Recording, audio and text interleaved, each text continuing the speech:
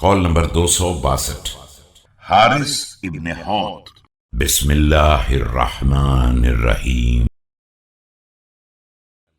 وقيل إن الحارث ابن حوت أتاه عليه السلام فقال: أتراني أظن أصحاب الجمل كانوا على ضلالة. کہا جاتا ہے کہ حارث بن حوت نے آپ علیہ السلام کے پاس آ کر یہ کہا کہ کیا آپ علیہ السلام کا یہ خیال ہے کہ میں اصحاب جمل کو گمراہ مان لوں گا؟ فقال عليه السلام: يا حارث، إنك نظرت تحتك ولم تنظر فوقك فحرت. إنك لم تعرف الحق فتعرف من أتاه، ولم تعرف الباطل فتعرف من أتاه.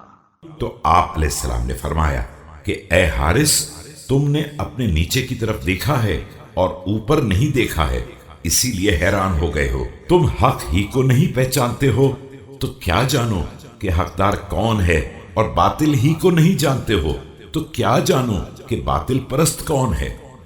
فقال الحارث: فإني أعتزل مع سعد بن مالك وعبد الله بن عمر. حارث نے کہا میں سعد بن مالک اور عبداللہ بن عمر کے ساتھ گوشہ نشین ہو جاؤں گا. فقال عليه السلام: إن سعدا وعبد الله بن عمر لم ينصر الحق ولم يخذل الباطل. تو آپ علیہ السلام نے فرمایا کہ سعد اور عبداللہ بن عمر نے نہ حق کی مدد کی ہے اور نہ باطل کو نظر انداز کیا ہے، یعنی نہ ادھر کے ہوئے نہ ادھر کے ہوئے.